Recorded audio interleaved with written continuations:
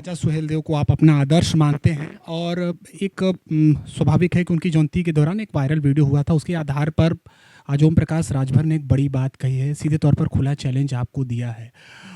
जो कुछ भी बातें आई होंगी वो आप तक भी पहुंची होंगी, क्या कहेंगे? क्या लगता है कि जो कुछ भी उन्होंने भाषा का प्रयोग किया वो उचित है? नहीं, पहले तो देखिए, मैं ये कहना चाहता हूँ कि सियासत में, राजनीति में माँ को नहीं घसीटना चाहिए। हमारी माँ हो चाहे ओम प्रकाश की माँ हो, माँ आस्था और श्रद्धा की हमारी केंद्र बिंदु है।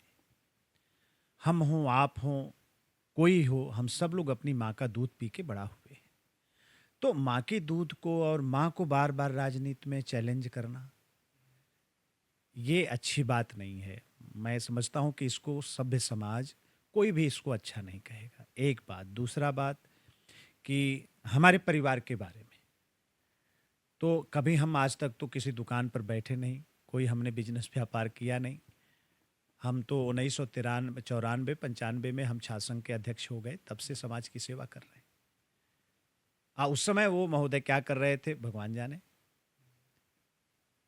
पार्टी का आदेश है कि हमारे जो संगठन के साथी हैं, गठबंधन के साथी हैं, वो सब लोग मिलजुल के साथ चलें।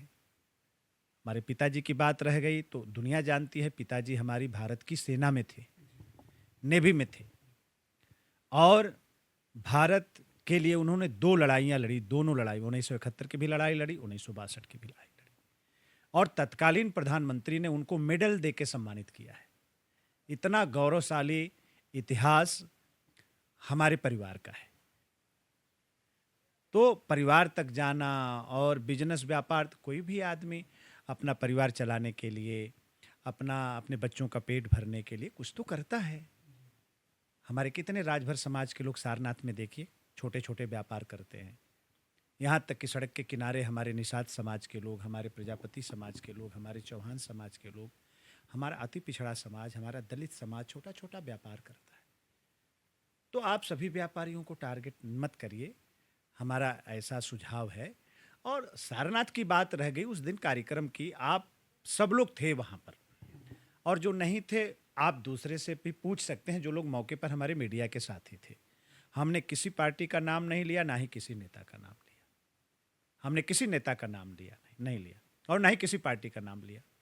पता नहीं क्यों लोग अपने पर ले लेते हैं। एक अंतिम सवाल, क्या लगता है, जैसा कि आपने कहा भी कि हम सबको साथ लेकर चलने में विश्वास करते हैं, चुनाव बेहद नज़दीक है, अब बातें शुरू हो चुकी है, आप भी अपने कार्यकर्ताओं के बीच में हैं, तो लगता है कि कहीं ना कहीं वो आपके साथ सरकार में भी हैं, लेकिन अगर ये मनमुटाव ऐसी चीज़ें होती हैं तो आने वाले समय में चुनाव में चुनौतियाँ बढ़ सकती हैं? नहीं, कोई मनमुटाव नहीं रहेगा, मुझे विश्वास है।